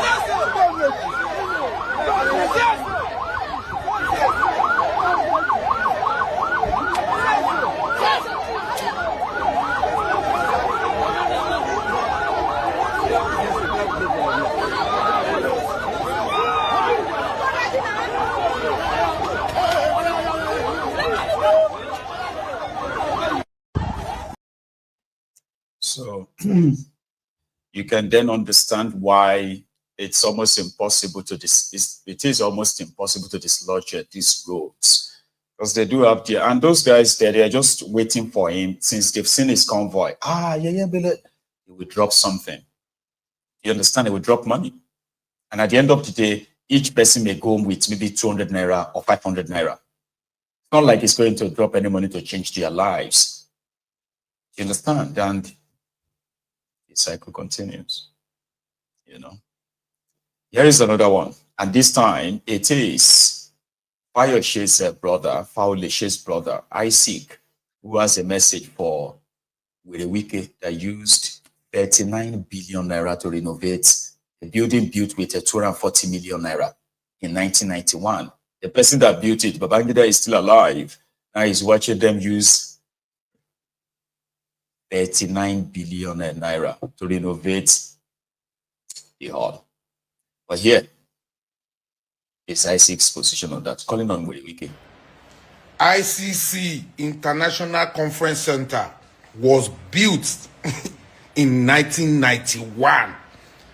It was built by General Muhammadu Babangida for 240 million naira. I repeat, 240 million naira. From the scratch, from the ground, not renovation. Babangida built that place from the scratch with 240 million naira.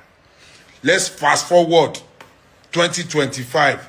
They spent over 30 billion to renovate the place.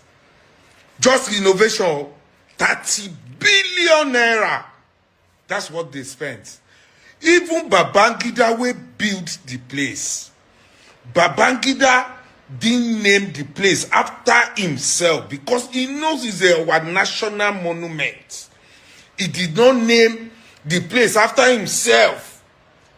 He called the place International Conference Center. People will come renovate with billions. Just renovation, no be say then change the structure. The minister will renovate with billions, over 30 billion, can't change the name to their own name. Person will build that, no name after his own name. Person will renovate for billions, so then build that place for 240 million. Then renovate them for 39 billion. After renovating, they can't change the name, can't name them after themselves. Just 2 years in power. See, inflation, they go up. Everything, they go up. Everything is going up. They don't care about what is going on. All they care about is naming, taking, naming, putting people on their side, ruling. Person will build down, IBB. No, he didn't name it. He didn't name the place after himself. He named the place International. Like every other country have their international. But you now renovate for billions. People where they press wiki and renovation, then they commission renovation. They renovate in the commission. I'm highly disappointed of Nigerian government because the Nigerian government were highly disappointed in them due to foreseen circumstances. Definitely, I'm one of those people are proving people should die in coronavirus is more better than people should die in hungers. Hunger kills more than coronavirus because some people are less privileged. Due to for simple nonsense that I said it, some people are less privileged, which they are based on daily pay, which are not even based on salaries. But our government thinks that the knockdown is the best solution to coronavirus, and proving it to an extent and to the levels of alacrity that if someone die in coronavirus, it's more efficient to die in hunger, because some people will be at indoor. There's no a way to make. Thank you, Prof. Thiefnubu will still name a lot of things after himself, just so you know. I'm just saying. So far, so good. It's on record that they have already named about 6 or 7 stuff after him. 8. Let me give you the names. In the last 2 years, Thiefnubu has renamed a barrack in Abuja. He has renamed it after himself. You know, the Shena Mogadishu Abi, what is that barrack called? Sonny Abacha Barrack. Or so it's been renovated, and it is called Bola Ahmed Thiefnubu Barracks.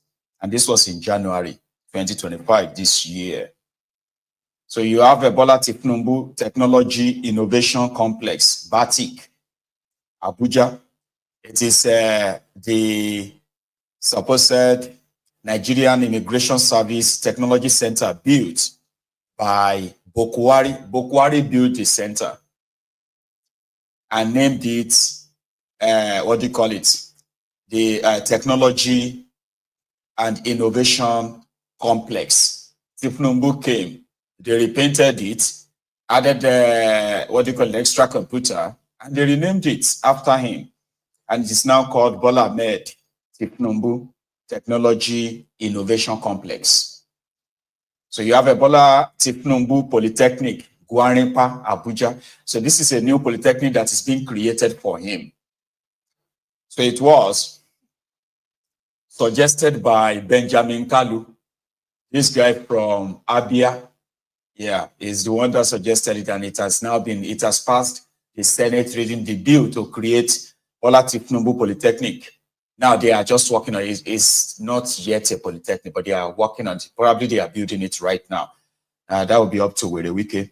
So you have a Bola Thiefnubu International Airport, Mina, in Niger State. So that's another Mina Airport or so that was also renamed after him. So they have the Abubakar Owangon. It was formerly Abubakar Imam International Airport. So in March 2024, it's been renamed Bola Thiefnubu International Airport. And the airport is international because they use it to take people to Hajj. That's the only thing it does. The next thing it does is to receive the private jet of the governors and their friends, you know, or when they are doing wedding in Niger, for example, they will use the airport. Anything international about that is just, just rubbish for the optic, right? Then you also have a Bola Thiefnubu complex, which is inside the National Assembly Library. Now, it was a former National Assembly Library and Resource Center, Abuja. Now, they have renamed it after Thiefnubu, after they renovated it. It is now called Bola Thiefnubu Complex inside the National Assembly. So you have a Bola Thiefnubu Way, Abuja. So this was also another road in Abuja that Werewike also patched the pothole, they painted the sidewalk, and they renamed it after Thiefnubu. It's now called Bola Thiefnubu Way, Abuja Southern, which is a Southern Parkway, S8S9. So initially, and this was done by Werewike, by the way, so there's no more further info on that. So there's another one, Bola Thiefnubu Road. This is also the road constructed by Dangote. You see that access road that Dangote used the taxpayer, the tax break to construct. So that Thiefnubu commissioned a few days ago, it has been named after him as well. It is now called Bola Thiefnubu Way instead of the Lekki Port Access Road. So it's called Bola Thiefnubu Road now. And of course, Bola Thiefnubu International Conference Center. This is in the International Conference Center of Nigeria, built in 1991, renovated in 2025. That's not the first renovation, by the way. So in fact, from record, this is the 6th renovation done on the supposed property. 6th renovation. And the last 5 renovations, those who renovated it did not put their names on it. So Thiefnubu and Wike renovated it for 39 billion naira. And today it is called Bola Thiefnubu. So there is more. So if you have seen these 2 years, by the time you get to 4 years, there will be more. Some said that maybe they would actually have to print Bola Thiefnubu's money. Put his face on the money. Why not? When in Lagos, where he ruled all the time, the PDP in Lagos State, just before their national PDP, they've announced that they are collapsing all of their structure, everything for Thiefnubu APC in Lagos. Remember this guy? We have decided to collapse the entire structure in Lagos State, PDP structure in Lagos State, from ward, state level, and align. Like, wait, sorry, wait. How do you collapse the entire structure of your political party in a state simply because some of you are moving, saying that you are no longer in that party, you are going to another party? Then you announce that you are collapsing. Does that mean that PDP doesn't exist anymore because you have left? I don't know. That's how I felt. I was like, why would anybody make such an announcement and say we are collapsing every structure of PDP to APCs? Does that mean that they don't have PDP in Lagos anymore? We have decided to collapse the entire structure in Lagos State, PDP structure in Lagos State, from ward, state level, and align with His Excellency Jandon to become eminent to APC.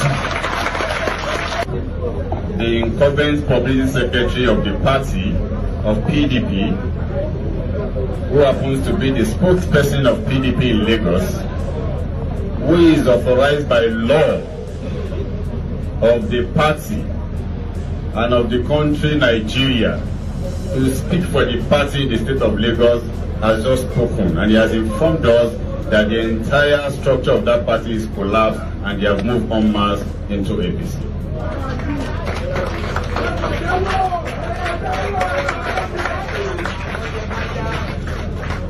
After this meeting, I will then take all of them, because in this situation I'm just a conduit, to the leadership of the party in Lagos State and hand them over. But let me use this opportunity to congratulate them. Why I'm congratulating you is because there is no point belonging to a political party which has no intention to win an election. I keep saying it. The only purpose upon which a political party is established is to be able to win an election and then form the government for the betterment of the people. Anything short of that, like that of Lagos PDP, is just an Oroki social club. Because every election cycle, what you see Lagos PDP, the leadership of Lagos PDP, what you see them do is to ensure that their own party don't win. And this they have been doing for over 2 decades in Lagos State, wasting people's precious time and resources because of their own selfishness. Today, I am congratulating these men and women and all of you who have decided to dump that Oroki social club to now come into a political party that is willing to win an election, form the government for the betterment of all of you. I say congratulations to you. Abdulaziz Olajide Adediran has been our man and we are comfortable with him. And we said, okay, the only option left for us is to go back to APC, to go to APC. Then we have to do that with him, being somebody that we've been working with and we build a very smooth working relationship with. And that is why we are here this morning. All I need to add now is that we have just decided to follow the progressive and see how we can make it better in our state, in our community, and in Nigeria in general. Thank you. Ademola Adeniyi, you are welcome, sir. We have decided. Jandor. You know, it's crazy, right? Jandor's story is that he's always been with Thiefnubu. So he's been in their AD, he's been their errand boy, but I don't know how he pulled it off, right? He said the same Baba Sokwe in APC, where they decide who becomes what. And if you don't agree, go and form your own party. So he left them to join PDP, and he managed to become their candidate, in which they also had to cheat some other people for him to become the candidate. Now, after their election, he now accused the supposed PDP in Lagos that they had no intention of winning. Rather, they were just there because they've concluded that they can't really face Thiefnubu. You get what I mean now? So they're just there for every election to scam every potential candidate that comes to them. Because most of them are still also going to work for Thiefnubu because they're going to see him and he's going to give them money and they will work for him. So that was just what he said. So he's going back to APC was arranged. They took him to go and see Thiefnubu in Abuja. And after a few minutes and all of that, so the directive came that they must begin the process of bringing him back to the party. And remember, the job is, it may be a little bit different, right? But the job description is the same for Were Wike and this guy, all right? Just come out and accuse everybody else of doing something wrong except you. You get that now? Like, look at them. Let me tell you something. They don't have any intention of winning election. I can't waste my time with them. They are dead, this and that. Make a very strong proclamation, like pronouncement as well. Make them and shut it up. They do that all the time though, right? And I don't understand. It was supposed to be a democracy. How can you say you are like collapsing the structure of a political party? Like, you came to see them, like you came to join them. He went to join them, no, he was never a member of PDP. But it is because of this Atenu Jekuchi as well that they were able to sell off. I think they blame the ex-convicts, Bode George, for his emergency new AB. He's blaming Bode George for not getting enough, mileage for his own governorship ambition. It's all crazy though, right? Everybody's trying to, right? I didn't know I would spend 2 hours though, because I thought our time started late. And therefore, we're likely never going to go live tonight.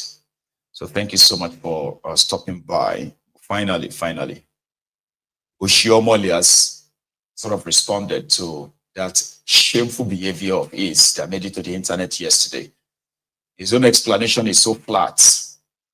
Flaccid, flat, empty, innocuous, as well as BS, so to say.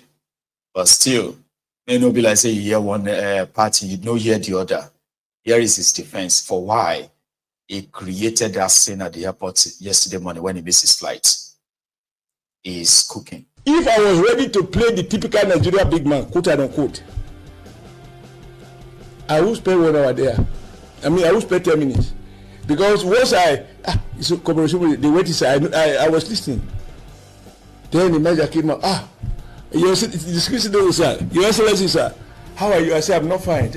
Okay, don't worry, I will sort you out. Because I said, no. Anything you want to do it for everyone. Because how will you sort me out? Even those I met there, who came before me, you are asking them to pay more money. Even for the next flight, well, they told me they have another flight for 8:30. So, if I want to be typical person, Nigeria big man, my face alone is identity. They sort quote. I said, don't sort me out. Don't extend any courtesy to me. Don't extend any privilege to me. Just enforce my right. And if enforcing right means I'm causing trouble, I want to cause trouble forever. Because I don't see how the world is going to prosper if people will do this kind of extortion. 109,000 more to be paid to be moved from 6:30 flight to 8:30 flight. Same destination, same airline, same terminal, the old terminal, terminal 1 or old terminal. So this is the fact. So they try to compromise me. I say, no. When I say compromise, I know that they want to give me, they want to allow me. But now in the process, you know, Nigeria, they heard my voice. More people are coming in. Oh, God help us! Oh, God help us! But how do I help? I have to now become unofficial spokesperson for the frustrated passengers. When they say block the gate, I was not with any policeman. I was not with any personal assistant. I was alone, and I carry my bag alone. So, can I alone block it? Can I? One person block it? So, what had happened is that these people who observed they were selling tickets draw my attention that they are selling, but they don't. Nuisance lele. Nuisance lele. You see the fact that he didn't even mention what led to that. He missed his flight. And they were like saying, those who missed their flight should pay extra, so that you can put them on the next flight, half 8 flights. All right? And those who missed their flight, like Oshiomole, they already felt like, no, I'm not paying any extra. Oshiomole came 10 minutes to departure when boarding was done, right? And he insisted on going on to that plane. She, do you believe him when he said ask him to pay extra? But later they said, oh, you don't pay, we'll put you on another flight. That's why he's doing all that drama. He's lying, and he's supposed to be an old man. You get that now? He said he didn't have power to block he didn't have the power to block the entrance. Do you want me to show you the video again? Maybe I should. When he sat on his traveling box, his briefcase, and he insisted that nobody is going to pass through the door. He was protesting. He said nobody will pass through the door except they put him on that flight. So why was he protesting? Was he protesting for the people who missed their flight too? Or is protesting for himself? No, he insisted that he's there already, and they should put him on that flight. He said, no, we can't. You know, boarding was done. And then he created that scene. Give me a circle. I'm trying to go and look into my, my archive or so. Or, yeah. So that, like I said, we've had the part 1. We've had, we saw what happened. And now we have, we have Oshiomole telling us that it wasn't like that. Hang on, I think I have it. It wasn't like that. Like what we saw is different. He was fighting for other people. No, you're not.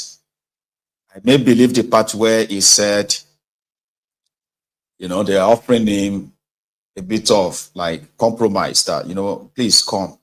We'll give you another, we'll put you on another flight. You don't have to pay. And he insisted that, no, I mean, everyone here must not pay as well. He lied. You know what I mean? He lied. So give me a circle. The one I saw it's not giving me what I wanted to see. Like, the whole cover between the airport as well as, the time he arrived as well as the time the whole drama started. I'm trying to put them together and see if I could show you. Please bear with me. No. What's that? 27, 36. Okay. So this should be it. Now you can tell like he said, you know, how could one person block or close the entrance? See, when he was arguing with them, as well as when he blocked the exit, where other passengers were supposed to have access to the next flight. No, that's what they are saying, that it's overbooked. That's right.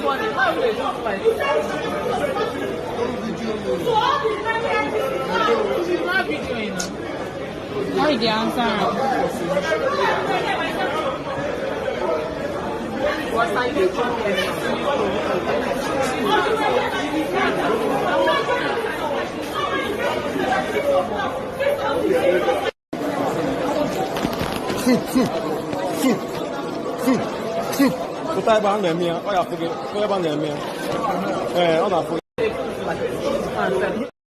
You see on there. That was him. That was him there. He closed the entrance door. Sat in the entrance door. He knew that nobody would touch him. Sure, you get, they knew who he was. So he sat there, but he lied in that video. Like, I'm fighting for other people. No, you're not. You're not ruling, man. I want to do like other Nigerian big men. You already did. Because what most of them always do is to never take responsibility, entitlement, and all that. Right. So thank you so much, everyone, for your time. I really, really appreciate it that some of you stayed back, you know, even though for that list. We didn't start this broadcast until 9:30. Do you know that? No, we didn't start until like 2:10. That was like pretty much like we already spent nearly 2 hours, and it was because of breaking transmission. I'll see you tomorrow. So good night, everyone. Good night.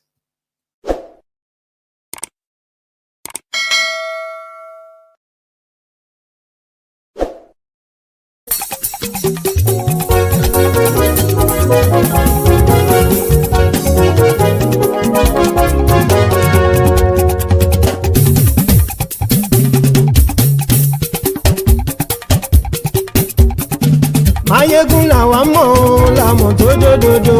Mayegun dayari Mayidi number one. Mayegun làwa mọ̀ làmọ̀ tó dòdòdò. Mayegun dayari Mayidi number one. Mayegun ti dé o ọ̀rẹ́ ara yìí. Mayegun dayari Mayidi number one. Lórí Facebook, lórí YouTube. Mayegun dayari Mayidi number one. Gbogbo bó ṣe ń lọ ni Mayegun já wa sí. Mayegun dayari Mayidi number one. Àṣírí ọ̀jẹ̀lú kì í bò níbẹ̀ o. Mayegun dayari Mayidi number one. Bó bá ṣe eré àní Mayegun máa wí. Mayegun dayari Mayidi number one. Ó sì tún ṣe eré wàá gbọ́ níbẹ̀ o. Mayegun dayari Mayidi number one. Mayegun dayari political. Mayegun dayari Mayidi number one. Godfatherism kò sí lọ́rọ̀ Mayegun. Mayegun dayari Mayidi number one. Ẹ farabalẹ̀ sẹ́ o kẹgọ́rọ̀ lẹ́nu o. Mayegun dayari Mayidi number one. Àní Mayegun làwa mọ̀ tó dòdòdò. Mayegun dayari Mayidi number one.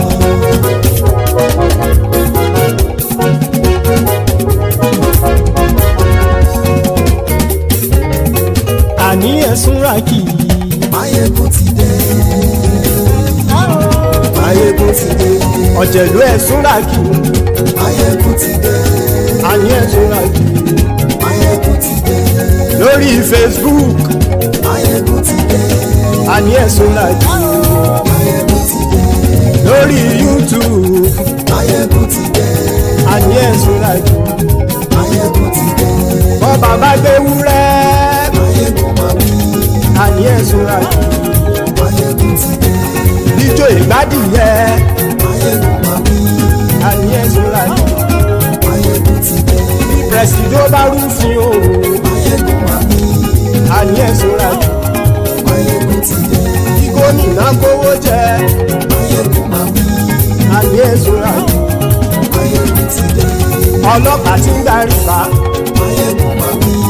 Àní ẹ̀sùn ràkì. Mayegun ti dé. Aṣòfin tí ń rúfin o.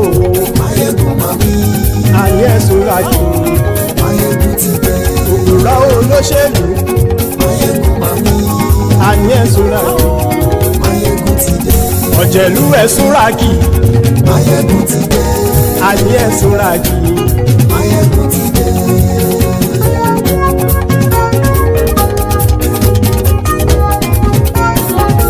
Máyégún ti dé. Gbogbo ọ̀jẹ̀lú ẹ̀ súnra kì í. Máyégún ti dé. Gbogbo ọ̀jẹ̀lú ẹ̀ súnra kì í. Ṣùgbọ́n ní bá ti ṣe èyí tó yẹ kí wọ́n ṣe, ọmọ bá dèrò ní fi wọ́n níran o. Máyégún ti dé. Gbogbo ọ̀jẹ̀lú ẹ̀ súnra kì í. Máyégún ti dé. Gbogbo ọ̀jẹ̀lú ẹ̀ súnra kì í. Ṣùgbọ́n ní bá ti ṣe èyí tó yẹ kí wọ́n ṣe, ọmọ bá dèrò ní fi wọ́n níran. Wọ́n fowó bẹ́ẹ̀ o, Máyégún ó sọ pé wọ́n ò fẹ́ bẹ̀. Wọ́n fowó bẹ́ẹ̀, Máyégún ó sọ pé wọ́n ò fẹ́ bẹ̀. Oníkanṣá ti ṣe èyí tó yẹ kí wọ́n ṣe, fáwọn ará ìlú tó gbé wọn débẹ̀ o. Máyégún ti dé. Gbogbo ọ̀jẹ̀lú ẹ̀ súnra kì í.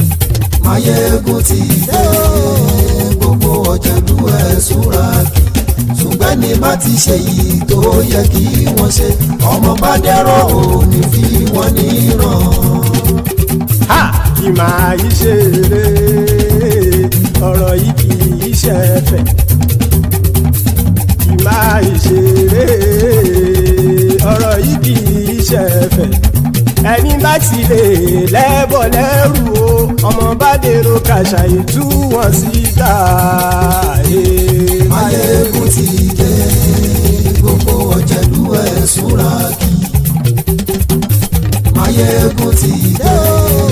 Gbogbo ọ̀jẹ̀lú ẹ̀ súnra kì í. Ṣùgbọ́n ní bá ti ṣe yìí tó yẹ kí wọ́n ṣe, ọmọ bá dẹ́rọ̀ ò ní fi wọ́n níran. Tẹnitẹni ọmọ Máyégún ọ̀rẹ́ ara ìlú mọ̀mọ́ ni mo fọlọ́hún sọ ẹ̀ bá kìlẹ́bù. Lóòótọ́ olódodo ìlú ọ̀tá ìlú mọ̀mọ́ ni ìwọ ṣá máa ń ṣọ́ra kò sì mọ́ bẹ̀rù. Bọ́tà ń lè rí bóníṣègùn lé káwọn mọ̀mọ́ fi ṣera wọn ni ó ti dẹrùn tí wọn ò gbọ́dọ̀ sì mọ́ bẹ̀. Èèpo ọ̀bọ̀ lọmọ bá dérò tàjẹ́ ò gbọ́dọ̀ jẹ́, ó ti jọba lórí àbínú ẹni kò sì mọ́ fòyà. Àìsíwọ́lu ní ẹnìkẹ́ ìgbódì ẹyin lábàrá o, ó kó ẹni tó bá dán wò á kàmù. Máyégún ti dé. Gbogbo ọ̀jẹ̀lú ẹ̀ túnra kì í. Máyégún ti dé. Gbogbo ọ̀jẹ̀lú ẹ̀ túnra kì í o. Ẹni bá ti ṣe yìí tó yẹ kí wọ́n ṣe, ọmọ bá dèrò òní fi wọ́n níran o. Máyégún ti dé. Gbogbo ọ̀jẹ̀lú ẹ̀ súnra kì í. Máyégún ti dé. Gbogbo ọ̀jẹ̀lú ẹ̀ súnra kì í. Ṣùgbọ́n ní bá ti ṣe yìí tó yẹ kí wọ́n ṣe, ọmọ bá dẹ́rọ̀ ò ní fi wọ́n níran.